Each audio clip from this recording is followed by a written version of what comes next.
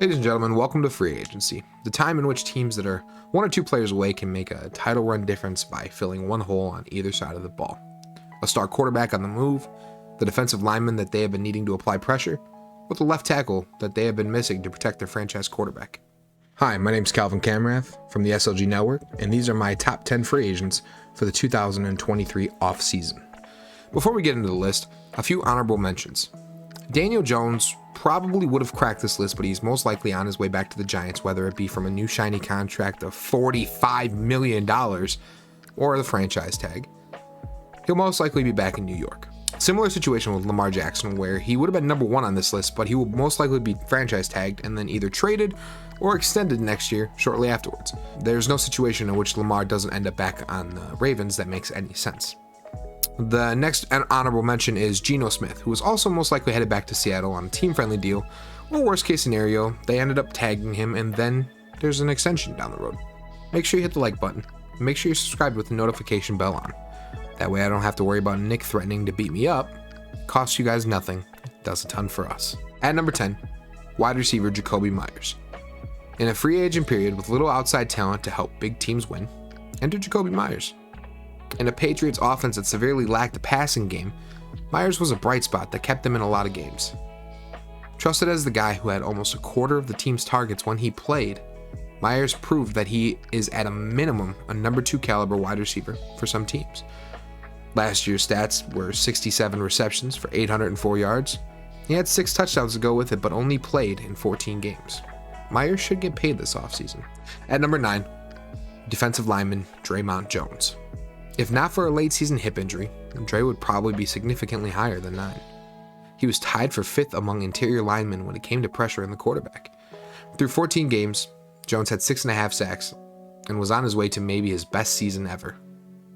Might have taken a couple dollars out of that bag. At number 8, offensive lineman Mike McGlinchey.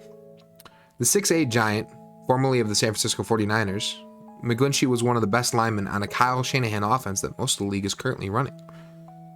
McGlinchey will be a plug and play in any system that decides to throw an enormous bag at him.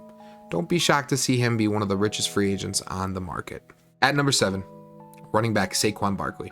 I know. Before you say anything, yes, he is probably going back to the Giants. However, Saquon could be sought after by teams that are looking to win now and get a bag that meets the top backs in the market while doing it. Barkley also proved that he could stay healthy for an entire year while producing a year that reminded us of the rookie sensation he was, rushing for over 1,300 yards and scoring over 10 times. Barkley should get a bag. At number 6, Jessie Bates, safety. The man who played on the tag. If you looked at just his tackle numbers, you would think that Bates took a very big step backwards. However, if you look at the passes defended versus the quality of defending those passes, you would see that Bates had an incredible year. Safety is one of the hardest positions to fill with premier talent, and Bates can be a guy in any single high safety system. The 6'1" safety is going to get paid. It just depends by who. At number 5, Mr. Super Bowl penalty himself, cornerback James Bradberry. Maybe the least hated Philly player to have costed them a title in the last century, Bradberry played very well on a prove-it contract. 17 passes defended and 3 INTs to go with it. I wouldn't be surprised to see him get paid by a team that's looking for a cornerback too, since Philly usually shows love to younger free agents. He's only 29, still has a chance to prove that he can be a top 20 corner if Philly allows him to. If not, he will get paid elsewhere. At number 4, safety Chauncey Gardner Johnson. A career year on maybe the best defense the league had to offer. CGJ proved that even though he may be undersized compared to the top safeties, he deserves to be paid like him. Playing in only 12 games, racking 61 tackles and 6 picks with 8 passes defended, Gardner Johnson made opposing teams terrified to throw the ball over the top. At number 3, offensive tackle Orlando Brown. Left tackle is the second premium position in the NFL. Some could even argue it's first. It's what protects the quarterback's blind spot, and that's exactly what Brown did this year.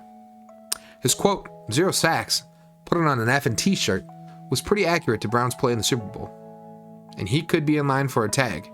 If not, expect him to be given a bag that has a team just a lineman away from contention, if the Chiefs don't wise up. At number 2, quarterback Derek Carr. The man whose future depends on what Aaron Rodgers found down in that darkness retreat. A quarterback that does like to force throws into tight windows, Carr does turn the ball over with some frequency. but he's shown in his career that he is a reliable quarterback. In 6 of his 9 seasons, he's thrown for almost 4,000 yards and almost over 20 scores in every single year.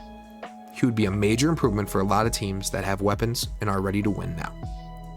And yes, I'm looking at you, New York, and even Miami. At number 1, defensive tackle Javon Hargrave. As someone who has waited for their payday, Hargrave is going to get paid like a madman in free agency this year. Having a career year the last 2 years, he was a staple for a Super Bowl Eagles pass rush. And as we said previously, Philly does not like to pay older talent in favor of younger free agents that they can acquire.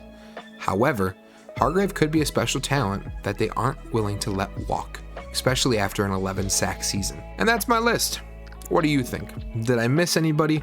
Do I have the talent in the wrong spots? Let me know in the comment section down below.